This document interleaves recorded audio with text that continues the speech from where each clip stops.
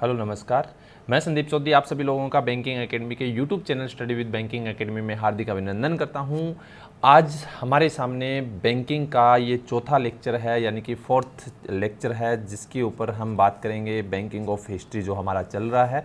Banking of history में आज हम क्या देखेंगे कि भारत के अंदर बैंकिंग स्ट्रक्चर कैसा है। ठीक, इसके साथ में हम देखेंगे कि कितने प्रकार के बैंक है भारत में, और उसमें से एक टाइप का जो बैंक होगा उसके ऊपर हम लोग चर्चा करने वाले हैं। तो चलिए, जी हाँ, मैं संदीप चौधरी, आप सभी मुझे जानते हो अच्छे तरीके से, काफ़ी वीडियोस मैंने ऑलरेडी डाल दिए हैं, और मैंने आपको जैसा कहा था कि बैंकिंग अवेयरनेस एक बार आप पढ़ लोगे तो आपको वापस पढ़ने की आवश्यकता नहीं होगी। चलिए बात करते हैं आज क्या क्या चीज़ें हम देखेंगे, या इससे पहले हम लोगों ने क्या देखा है। एक बार पूरा व्यू मैं आप लोगों को बता देता हूँ। ये हमारा कौन सा चैप्टर रहेगा, फोर्थ चैप्टर रहेगा, ठीक है। लेकिन हम लोग जो ऑलरेडी पढ़ चुके हैं, ठीक है, वो क्या क्या चीज़ हम पढ़ चुके हैं वो मैं आपको यहाँ पर डिस्क्राइब कर रहा हूँ। तो एक बार देखिए, सबसे पहले हम लोगों ने देखा था कि हिस्ट्री इंडिया के अंदर, यानी कि बैंक्स जो आए हैं, ठीक है, वो कौन कौन से टाइप के बैंक्स आए थे वो हम लोगों ने पढ़ा। उसके बाद मैंने आप लोगों को एसबीआई के बारे में पूरा बताया था, स्टेट बैंक ऑफ इंडिया के बारे में पूरा हिस्ट्री हम लोगों ने जाना। उसके बाद में हम लोगों ने जो चीज़ें देखी थी वो मैंने आप लोगों को बताया था कि इंडिया के अंदर जो ओल्ड बैंक थे, यानी कि ओल्डेस्ट जो बैंक इस समय चल रहे हैं, या फिर इंपीरियल बैंक ऑफ इंडिया था, या फिर हम कह सकते हैं कि आरबीआई जो था, ठीक है, इसके बारे में हम लोगों ने चर्चा की थी। लेकिन हालांकि आरबीआई के बारे में मैंने सारी चीज़ें आप लोगों को नहीं बताई है, तो क्योंकि आरबीआई जब चैप्टर हम लोग पढ़ेंगे उस समय हम पूरा इसको कंप्लीट करेंगे। चलिए देखते हैं आज हम चीज़ें क्या देखने वाले हैं। बैंकिंग स्ट्रक्चर देखेंगे इंडिया के अंदर किस टाइप का है, ठीक है। बैंकिंग स्ट्रक्चर के अंदर अगर मैं बात करूं क्या चीज़ें आएगी, यानी कि बैंकों को कौन कंट्रोल करता है, ठीक है, बैंक्स को कंट्रोल कौन करता है, ठीक है, और उसके साथ में अगर हम बात करें तो आरबीआई को कौन कंट्रोल करता है, ठीक है। उसके साथ में हम बात करें तो यानी कि आपने सुना होगा शेड्यूल्ड बैंक सुना होगा, ठीक है, नॉन शेड्यूल्ड बैंक सुना होगा। तो ये सारे बैंक जो है हम चर्चा करने वाले हैं। इसके साथ में नेशनलाइजेशन कब हुआ था, ठीक है, नेशनलाइजेशन कब कब हुआ और किसने किया और पूंजी उनकी क्या थी, वो सारी चीज़ें जो है हम लोग यहाँ पर डिस्कस करेंगे, ठीक। इसके साथ में हम लोग जो है वो पब्लिक सेक्टर जो बैंक है, यानी कि पब्लिक सेक्टर बैंक अपने पास एक टाइप है बैंकों का, ठीक है। तो पब्लिक सेक्टर बैंक कौन से हैं, कौन अभी कितने हैं, अभी हाल फिलहाल में यानी कि जो बैंकों का मर्जर हुआ है, वो सारी चीज़ें हम यहाँ पर डिस्कस करने वाले हैं। उन सभी बैंकों का हेडक्वार्टर देखेंगे, उन सभी बैंकों की टैगलाइन भी हम लोग जो है वो देखेंगे, जो एग्ज़ाम के अंदर हमारे लिए महत्वपूर्ण रहती है। तो वीडियो के लास्ट तक आप लोग जुड़े रहें। पहली स्लाइड के अंदर हम बात करते हैं, सिर्फ हिस्ट्री चर्चा करेंगे कि बैंकिंग स्ट्रक्चर कैसा है। तो देखिए आपके सामने एक स्लाइड आई है, तो स्लाइड के अंदर आपको दिखाई दे रहा होगा कि लिखा हुआ है कि मिनिस्ट्री ऑफ फाइनेंस। ध्यान दीजिए, मिनिस्ट्री ऑफ फाइनेंस के अंडर में हमारा आरबीआई जो है वो आता है, ठीक है, रिजर्व बैंक ऑफ इंडिया आता है, ठीक है। मिनिस्ट्री ऑफ फाइनेंस की बात करें तो सभी को मालूम होगा हमारे जो फाइनेंस मिनिस्टर है, ठीक है, कैबिनेट मिनिस्टर, उनका नाम है निर्मला सीतारमन, ठीक है। सभी लोग जानते हैं अच्छी तरीके से, क्योंकि अभी हाल ही में उन्होंने 20 लाख करोड़ रुपए का जो पैकेज दिया था तो उसको यानी कि आवंटित किया था, इन्होंने डिस्ट्रीब्यूट किया था। और इनके साथ में जो स्टेट मिनिस्टर आते हैं तो उनका नाम आप सभी लोग जानते हो, अनुराग ठाकुर। क्या नाम है? अनुराग ठाकुर, जो स्टेट मिनिस्टर है फाइनेंस के, ठीक है। तो ये चीज़ आप लोगों ने ध्यान में रखनी है।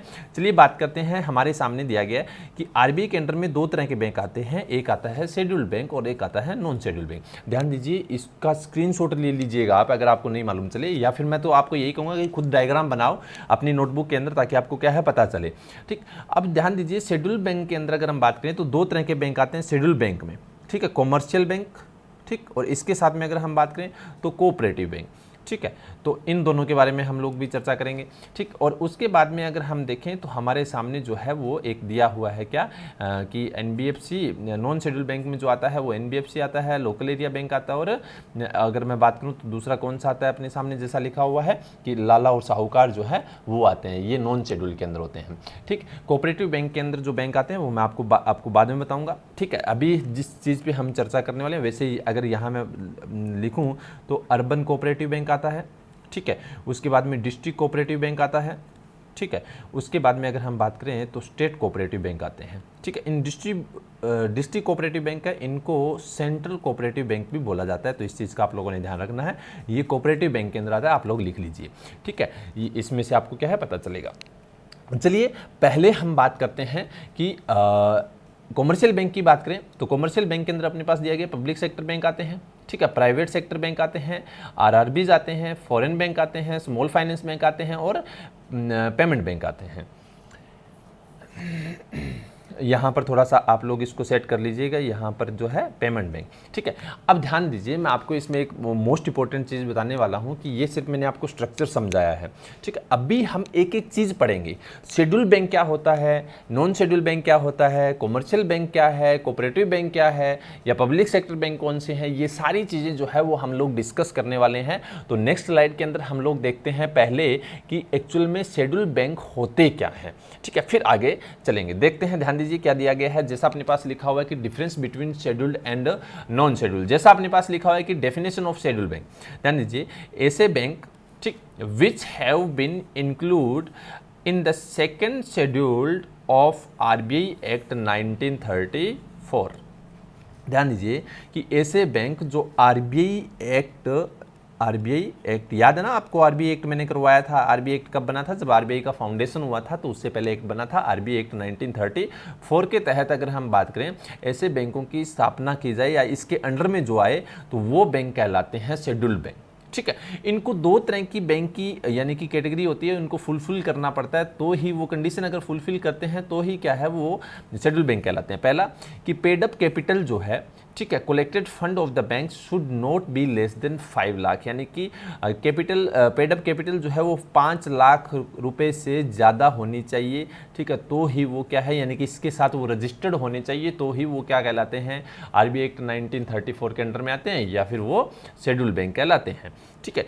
Any activity of bank will not adversely effect the interest of depositors, ठीक है। तो यानी कहने का मतलब ये दोनों कंडीशन जो है वो हमें फुलफिल करेंगे तो ही हम कौन से बैंक कहलाएंगे, शेड्यूल बैंक कहलाएंगे या फिर वो शेड्यूल बैंक होते हैं। ये चीज़ आप लोगों ने ध्यान में रखनी है, मोस्ट इंपॉर्टेंट है, ठीक है।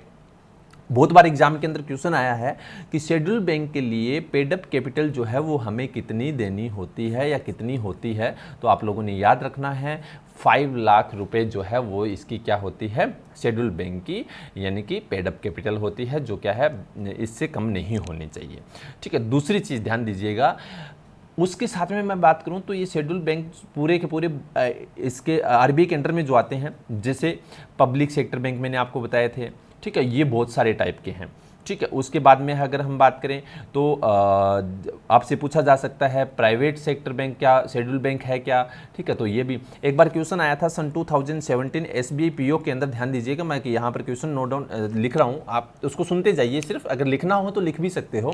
क्वेश्चन क्या था कि निम्न में से यानी कि ऐसा कौन सा बैंक है जो शेड्यूल्ड बैंक नहीं है, ठीक है, या शेड्यूल बैंक नहीं आता।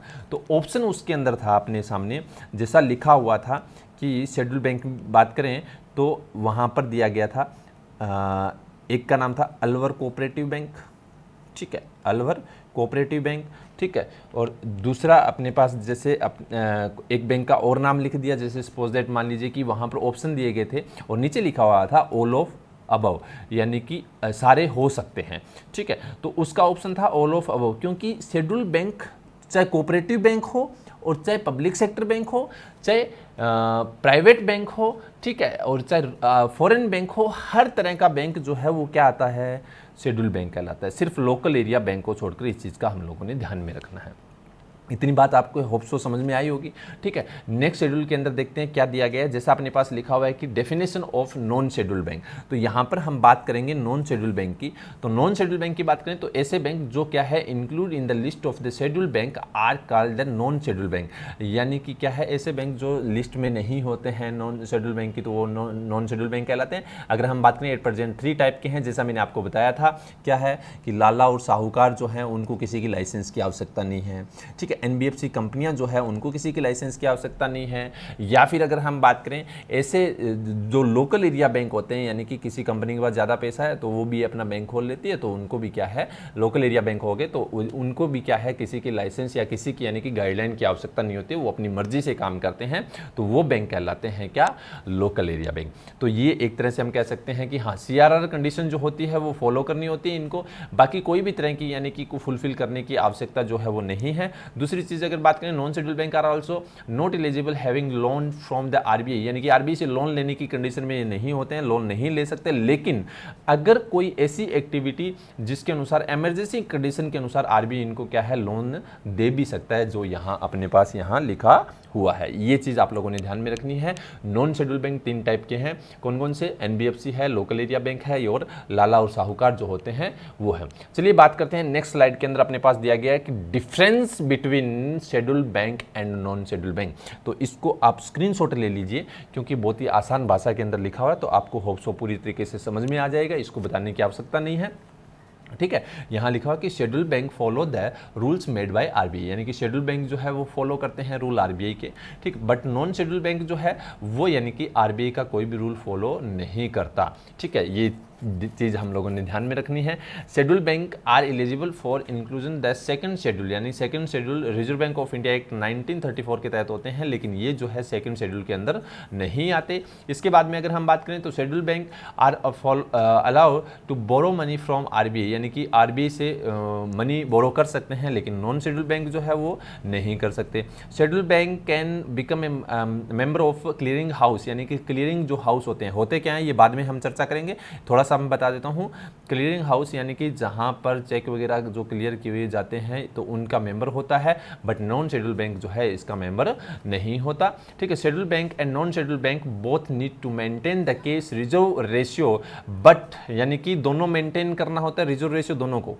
ठीक है, केस रिजर्व रेशियो सीआरआर, ध्यान दीजिएगा, सीआरआर जो है वो दोनों को मेंटेन करना होता है, चाहे शेड्यूल हो चाहे नॉन शेड्यूल हो। लेकिन schedule bank have to deposit this amount in the RBI, और शेड्यूल बैंक को ये अमाउंट जो है वो आरबीआई को यानी कि डिपॉजिट करवानी होती है, लेकिन नॉन शेड्यूल बैंक को क्या है ये अपने पास ही रखनी होती है। क्या?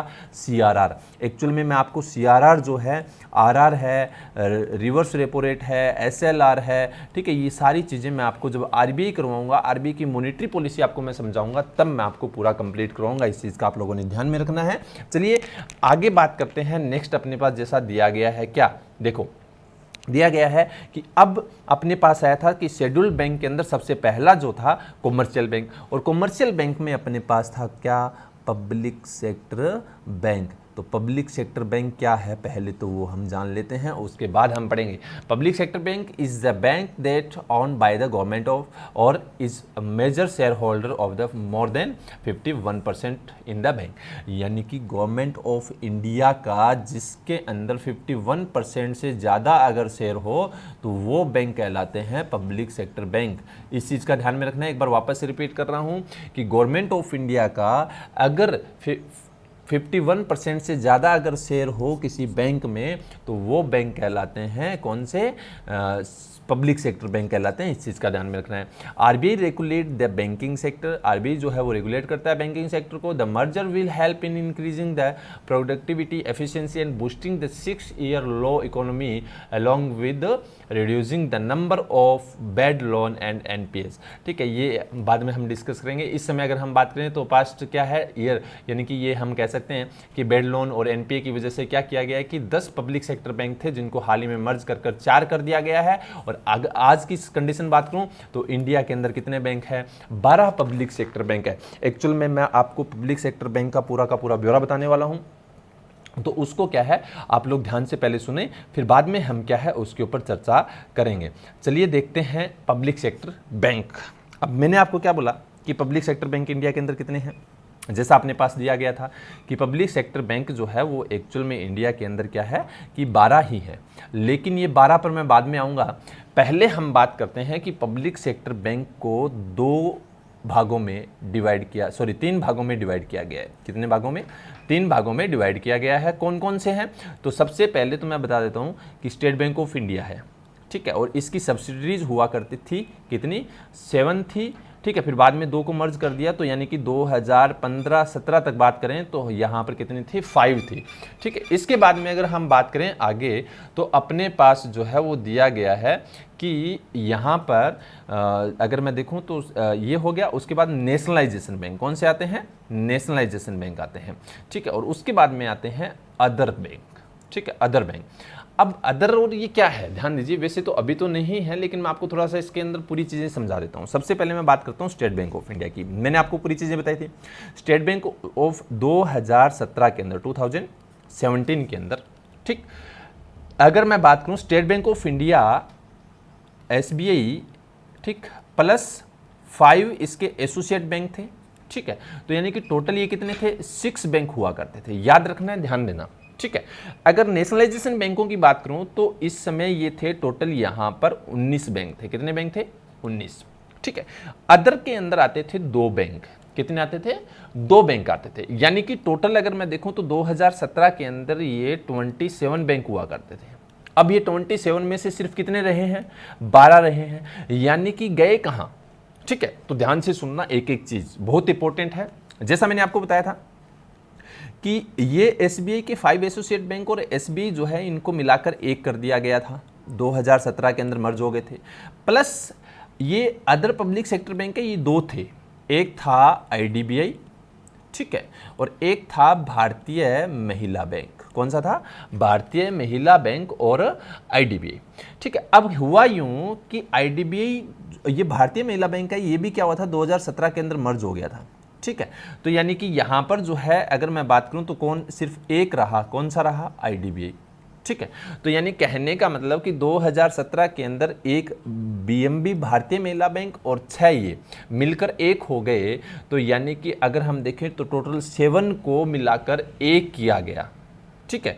तो एक ये प्लस 19 नेशनलाइजेशन बैंक प्लस एक आईडीबीआई अदर में, तो टोटल कितने रहे थे, 21 रहे थे 2017 के अंदर। लेकिन 2019 जब आया, ठीक है, कौन सा आया, 2019 जब आया तो 2 बैंक जो है वो मर्ज हो गए थे, ठीक है। 2 बैंक कौन कौन से मर्ज हो गए थे, तो जैसा कि हम सभी को मालूम है कि अगर हम बात करें, ये यहाँ पर नेशनलाइजेशन बैंक थे, ये मर्ज हो गए थे, यहाँ 17 रह गए थे, ठीक है।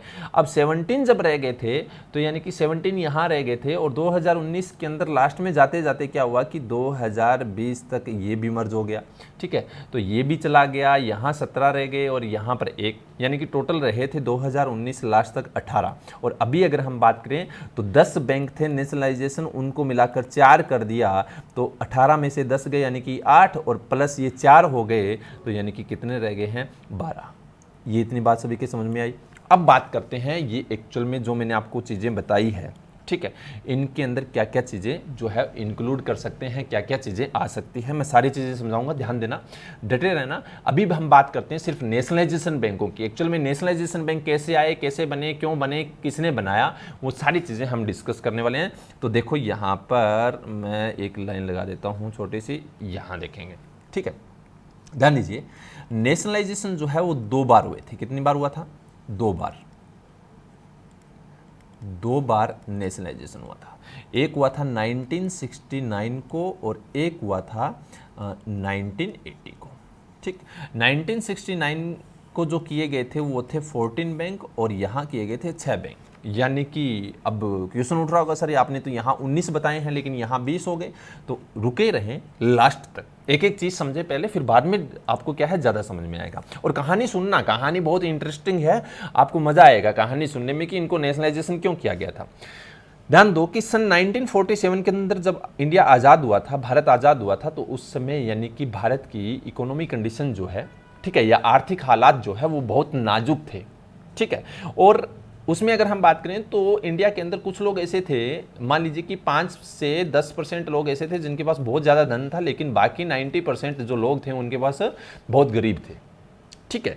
तो उस समय क्या हुआ कि कंडीशन ज़्यादा खराब थी। कंडीशन खराब होने की वजह से क्या हुआ कि एक बैंक को तो नेशनलाइजेशन किया गया था, एसबीआई को, जैसा मैंने आपको बताया था।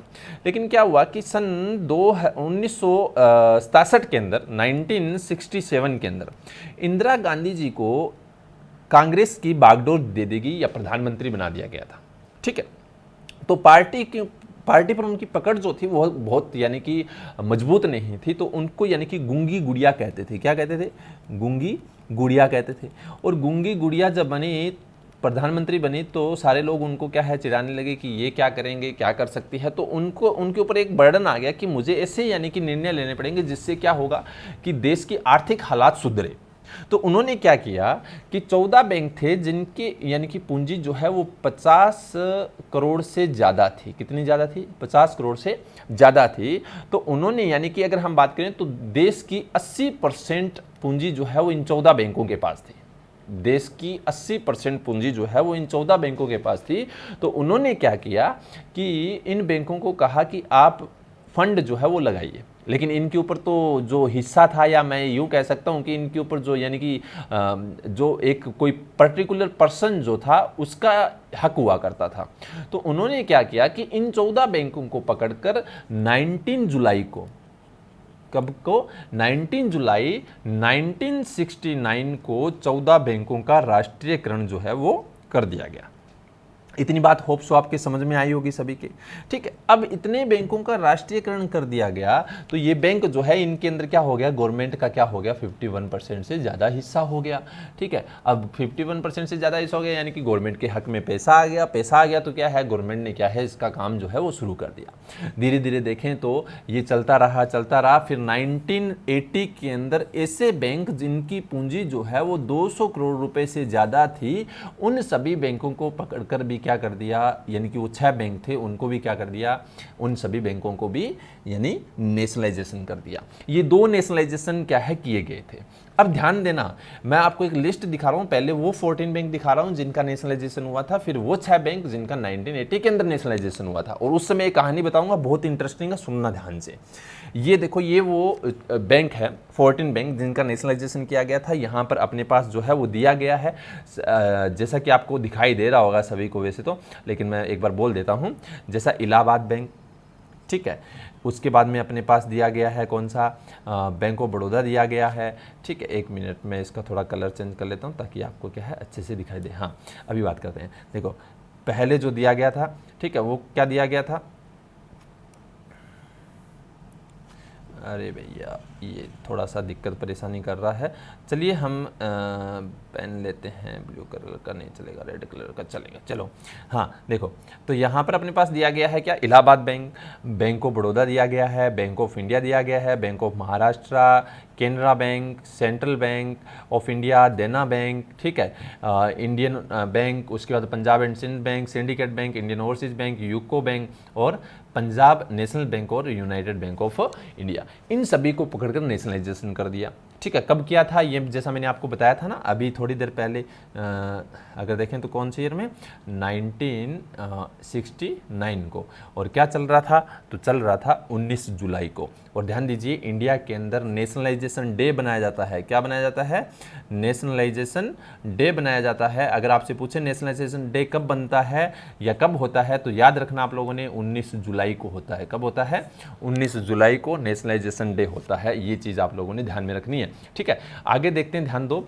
सेकेंड, हाँ, ये है वो 6 बैंक जो 1980 के अंदर, ठीक है, नेशनलाइजेशन हुए थे। Andhra bank, corporation bank, new bank of India, oriental bank of commerce, Punjab and Sind bank और क्या था अपने पास, विजया बैंक था। कौन सा था, विजया बैंक था। एक मिनट, हाँ, ये यहाँ पर टोटल जो बैंक दिया गया है ये एक बार थोड़ा सा आप देख लेना। ठीक है, ये बैंक थे। ठीक है, अब ध्यान से सुनना, एक एक चीज़ मैं आपको बताने जा रहा हूँ अच्छे तरीके से। ये लाइन बाद में देखनी है। क्या हुआ कि जो न्यू बैंक ऑफ इंडिया है ना, ठीक है, इसको क्या कर दिया कि सन 1993 के अंदर, कौन सी ईयर में, 1993 के अंदर क्या कर दिया, इस बैंक को मर्ज कर दिया। कौन से बैंक के अंदर मर्ज हो गया था ये, तो पीएनबी के अंदर मर्ज हुआ था, पंजाब नेशनल बैंक के अंदर। ध्यान दीजिए, ये बैंक जो है यानी कि थोड़े समय काम किया और सन 1993 के अंदर क्या है कि एनपीए ज़्यादा होने की वजह से या फिर नुकसान ज़्यादा होने की वजह से ये बैंक को मर्ज होना पड़ा था। कौन से बैंक के साथ मर्ज हुआ था, पीएनबी के साथ। और कौन सी ईयर में हुआ था, तो 1993 के अंदर हुआ था। और मोस्ट इंपॉर्टेंट क्वेश्चन एग्जाम के अंदर बनता है कि सबसे पहला नेशनलाइजेशन बैंक कौन सा था जो किसी बैंक में मर्ज हुआ था, तो आपको इतना मालूम होना चाहिए कौन सा था, न्यू बैंक ऑफ इंडिया। कौन सा था, new bank of India. Most important question है, बहुत ज़्यादा इंपॉर्टेंट है, क्योंकि एग्जाम के अंदर हम लोगों से पूछा जा सकता है कि पहला बैंक, ऐसा बैंक जो नेशनलाइजेशन था, जो किसी बैंक में मर्ज हो गया था, वो कौन सा था, तो न्यू बैंक ऑफ इंडिया। कौन से बैंक में हुआ था, पीएनबी के अंदर। कौन सी ईयर में हुआ था, तो 1993 के अंदर हुआ था। 3 क्वेश्चन बनते हैं, आपने इनको रट ही लेना है, रटना नहीं है, जो मैंने बता दिया उसको याद कर लो एक बार में और याद रह जाएगा आपको। ठीक है, बहुत ही ज़बरदस्त ये मैं कह सकता हूँ कि आपके लिए अपॉर्चुनिटी है जो आपको ये याद रहेगा। और सबसे बड़ी चीज़ कि आपको अगर कोई क्वेश्चन ऐसा आ गया तो आप उसको आसानी से जो है वो कर सकते हो। तो ये चीज़ आप लोगों ने जो है वो ध्यान में रखनी है, बहुत ही महत्वपूर्ण है और पूछा जा सकता है। ठीक है, अब मैं आपको एक दो चीज़ें जो है वो बताने जा रहा हूँ, ध्यान से सुनना। जब यहाँ पर लिख रहा हूँ 1969 के अंदर जब बैंकों को मर्ज किया गया था, उस समय वो जो बैंक थे 14 बैंक, उनका प्रॉफिट जो है वो था 5.7 करोड़ था। कितना था? 5.7 करोड़ था। ठीक है, लेकिन आज उन्हीं बैंकों का, ठीक है, अगर हम बात करें तो कुल घाटा यानी कि नुकसान जो है वो 47,700 करोड़ रुपए नुकसान है, माइनस में चल रहे हैं वो। ठीक है ना, उस समय वो प्रॉफिट में चल रहे थे और अब अगर देखें तो माइनस में चल रहे हैं। ये चीज़ आप लोगों ने ध्यान में रखनी है, जो बहुत ही महत्वपूर्ण है और बहुत ही यानी कि क्या है, इंपॉर्टेंट है, हम लोगों से एग्ज़ाम के अंदर पूछी जा सकती है। ठीक है, ये चीज़ें मैंने आपको समझाई, होप सो आपको अच्छी तरीके से ये इतना सब कुछ समझ में आया होगा। ठीक है, अभी मैं थोड़ी सी एक दो चीज़ें जो है वो बात करने वाला हूँ, ध्यान दीजिए। अभी हम बात करते हैं जो यानी कि ये पब्लिक सेक्टर बैंक है, इनका हेडक्वार्टर जो है वो कहाँ है। ठीक है, जैसा अपने पास दिया गया है पंजाब ने, अभी जो 12 रहे हैं ना सिर्फ उन्हीं की बात करूँगा। ठीक है ना, याद रखना। हाँ, IDBI बैंक का मैंने थोड़ा सा आपको बताया नहीं है, मैं वो भी बता देता हूँ, यहाँ लिख देता हूँ इसमें। ठीक है, IDBI जो बैंक था, ठीक, ध्यान से सुनना, IDBI बैंक जो था उसके अंदर गवर्नमेंट के शेयर थे। ठीक है, लेकिन अभी अगर हम बात करें तो 2020 के अंदर ये पूरी तरीके से किसमें आ गया है, 51% से ज़्यादा शेयर जो है वो किसके हो चुके हैं, तो इसमें 51% से ज़्यादा शेयर जो है वो अब LIC के हैं, लाइफ इंश्योरेंस कॉरपोरेशन के हैं। इस चीज़ का आप लोगों ने ध्यान रखना है, यानी कि अदर पब्लिक सेक्टर बैंक का वो एक और हट गया, अब सिर्फ कितने रहे हैं, तो 12 रहे हैं। कौन से? Public sector bank. इस चीज़ का आप लोगों ने ध्यान में रखना है, मोस्ट इंपॉर्टेंट है, पूछा जा सकता है। ठीक है, अब बात करते हैं हम क्या, अपने सामने जैसा दिया गया है कि हेडक्वार्टर, पंजाब नेशनल बैंक का हेडक्वार्टर जो है वो है न्यू दिल्ली के अंदर, और टैगलाइन जो है वो क्या है, जैसा अपने पास यहाँ लिखा हुआ है, आप लोग पढ़ते जाइए, the name you can bank upon. ठीक, उसके बाद में इंडियन बैंक का चेन्नई के अंदर है, योर टेक फ्रेंडली बैंक। ठीक है, और उसके बाद state bank of India Mumbai. ठीक है, with you all the way, pure banking nothing else, the Nations bank honours. ठीक है, ये अगर हम देखें तो हम कह सकते हैं कि ये मर्ज होने के बाद हो चुकी है।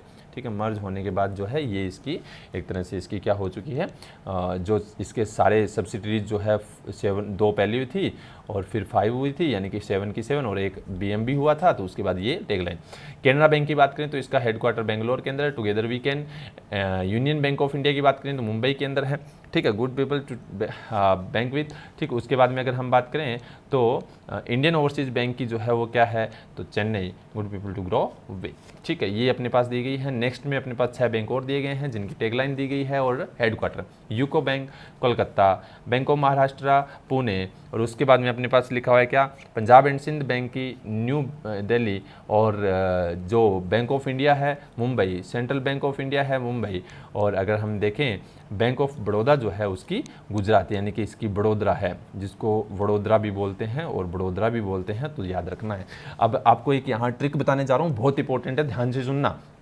अगर किसी आपको जिस बैंक के साथ पंजाब लगा है, क्या लगा है, पंजाब, उसकी जो यानी कि हेडक्वार्टर है वो है कहाँ, न्यू दिल्ली के अंदर। याद रखना है, 2 है, पंजाब नेशनल बैंक और पंजाब एंड सिंध बैंक, दोनों का हेडक्वार्टर कहाँ है, न्यू दिल्ली के अंदर। जिस बैंक के साथ इंडिया लगा है, क्या लगा है, इंडिया लगा है, उसका हेडक्वार्टर जो है वो कहाँ है, तो उसका हेडक्वार्टर जो है वो मुंबई में है। ठीक है, यानी कि जैसा अपने पास देखो यहाँ आपको मिल जाएगा, जैसा bank of India Mumbai, central bank of India Mumbai. ठीक है, इधर वाले में देखते हैं यहाँ state bank of India Mumbai. ठीक है, और जो यूनियन बैंक ऑफ इंडिया, तो इसका भी कहाँ है, मुंबई। यानी कि बहुत आसान है, आसानी से याद हो जाएगी, याद रखना। और जिसके साथ इंडियन लगा हुआ है उसका है चेन्नई, तो इंडियन ओवरसीज बैंक का कहाँ है, चेन्नई, और इंडियन बैंक का कहाँ है, चेन्नई। तो ये भी आप लोगों ने याद रखना है। और यहाँ लिख देता हूँ, जिसके साथ क्या लगा हो, इंडियन लगा हो, उसका हेडक्वार्टर जो है वो कहाँ है, चेन्नई। यानी कि मोस्टली अगर मैं बात करूँ तो लगभग तो आपको याद करवा दिए हैं, बाकी 1-2 रहे हैं तो उनको आप लोग याद कर लेना बहुत ही अच्छे तरीके से। बैंक ऑफ बड़ौदा, बड़ौदा लगा है तो इसका कहाँ है, बड़ोदरा के अंदर ही, गुजरात में। ठीक है, ये भी आप लोगों ने ध्यान में रखना है, मोस्ट इंपॉर्टेंट है। एग्जाम के अंदर अगर आपसे हेडक्वार्टर पूछ लिया जाएगा तो होप सो आपको सारे याद होंगे। आज का ये अपना सेशन कैसा लगा कमेंट के अंदर जरूर बताएं और अच्छे तरीके से इसको रीड आउट करें, क्योंकि आने वाले समय के अंदर हम बहुत जल्दी जो एक बार वापस से मिलने वाले हैं। कौन से लेक्चर के साथ मिलेंगे, तो 5 लेक्चर नंबर 5 होगा और उसके अंदर हम लोग जो है वो पढ़ेंगे प्राइवेट सेक्टर बैंक, प्लस उसके अंदर पढ़ेंगे आरआरबीज क्या होते हैं, प्राइवेट सेक्टर बैंक क्या है, ये दोनों हम उसके अंदर इकट्ठा करेंगे। चलिए, आपको अगर ये लेक्चर पसंद आया हो तो अपने दोस्तों के साथ शेयर करें, लाइक करें, सब्सक्राइब करें चैनल को और बेल आइकन पे जरूर क्लिक करें ताकि जो भी मेरा वीडियो है वो आप लोगों तक जरूर पहुंचे। Thank you so much.